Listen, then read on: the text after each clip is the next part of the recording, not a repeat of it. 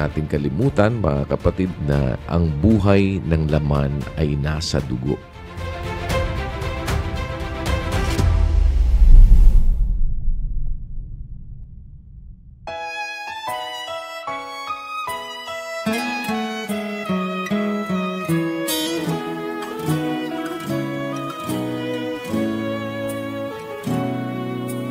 Bayang masikap sa mabuting gawa. Salamat po sa Panginoon Diyos sa pagkakataong ito na sa pamamagitan po ng MCGI ay nakabahagi po tayo sa isang magandang layunin na makapag-extend ng ating pananampalataya. At ang pananampalatayang ito na makapag-donate po tayo ng dugo na isa po itong makapag-extend tayo ng buhay ng ating kapwa-tao.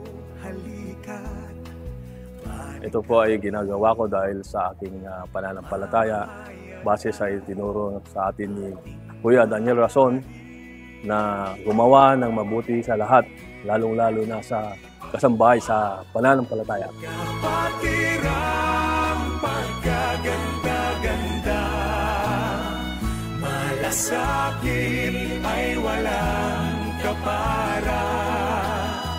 Kung tayo ay makapag-donate ng dugo sa isang paraan, mga kapatid, ay nakapag-aalay din naman tayo ng buhay, bahagi ng buhay natin yun. Buting gawa ang bunga ay di masama. Iglesia ng Diyos ang nagbabalita. Ayon nga po sa aral nating natutunan, ay magsigawa tayo ng mabuti sa lahat, samantalang tayo may pagkakataon. Isa po itong pagdodonate po ng dugo ay isang mabuting pagkakataon na makatulong po tayo sa gawain. Kaya nga po, sa lahat ng mga kapatid at mga kapwa ko na hindi pa po nakakapag-donate ng dugo, ay huwag po tayong matakot mag-donate po ng dugo. Pagkat ito po ay mabuting gawa po na sa maliit na paraan ay nakakatuwang po tayo sa gawain. Kapatiran na nagkakaisa, o kay saya na magkakasama.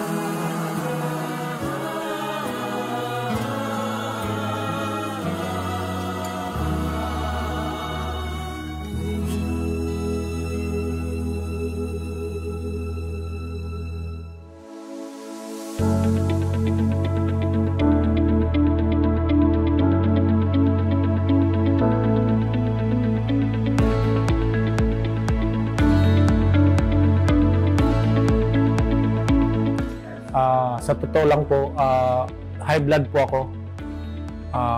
Nag-try po ako doon sa last 3 months ago sa Almana. Hindi pa ako pumasa. Nanalangin po ako na sana makapag-donate ako itong araw na to, na mapasama po ako. Salamat sa Diyos, dinilig naman po niya na nakapag-donate po ako. Kung paano po natin ipapakita ang pag-ibig sa ating kapwa-tao sa isang maliit na paraan sa pagdodonate po ng ating dugo. Makakatulong din sa ating pansariling katawan bilang isang maliit na sangkap ay mapapalitan ng panibagong dugo. The MCGI is a good community. They are sharing their blood for us and for other patients. We really appreciate the donation, and today we received more than 35 donors, so it's a great effort from you, and we really appreciate this one.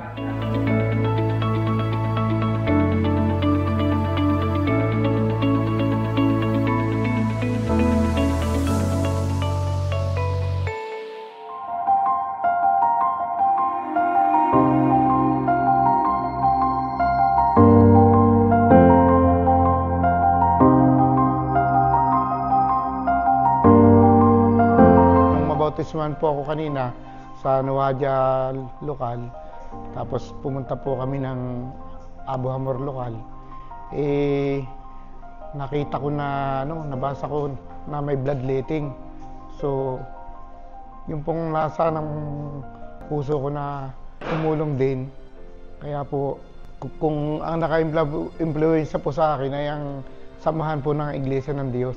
Pagkakataon na natin na makatulong, na makagawa ng mabuti. Ito po yung pinag-uutos sa atin ng Diyos na sa oras na may pagkakataon tayong gumawa ng mabuti, gawin po natin para yung ating pong dugo na may dodonate magagamit sa mga tao na nangangailangan. Ang pag-donate po ng dugo ay isa sa mga paraan upang makabahagi po tayo sa gawain, makatulong sa kapwa. At lalong-lalo na, ang Diyos ang gumagawa po ng paraan para makagawa po tayo ng mabuti.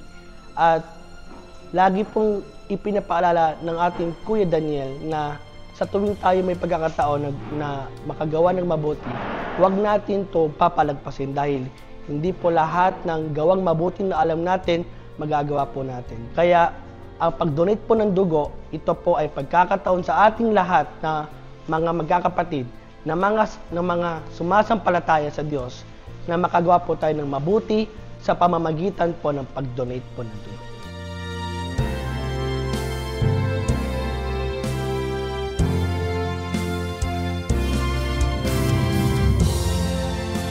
Salamat po sa Diyos na makapag-donate po uli ng dugo. Dahil sa ganito pong paraan, may papakita po natin ang ating mga pananampalataya sa Diyos. Gaya po ng naituro sa atin ng kapatid na Daniel, yung detalye ng pagbibigay po ng buhay sa kapwa, sa kapatid. Dahil lang dugo po, nandito po ang buhay. Kaya po nung sinasabi ng Biblia sa Levitico. Kaya salamat po sa Diyos sa mabuting pagkakataong pinagkakaloob niya po sa ating magkakapatid.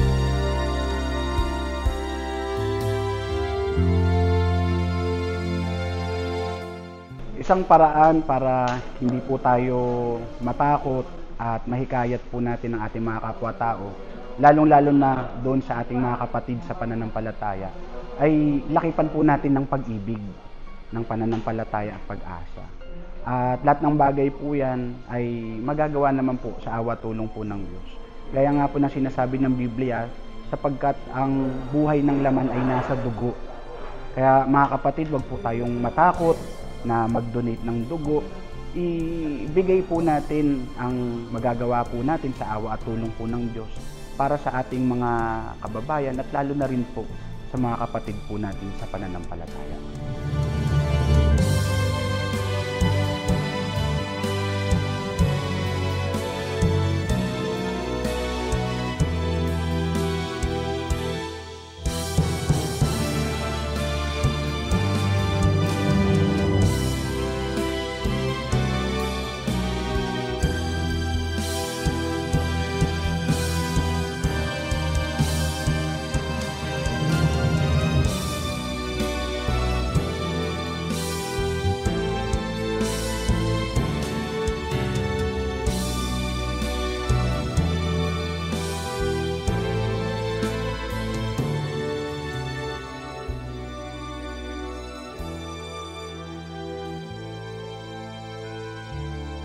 NCGI cares, NCGI stands. God be the glory.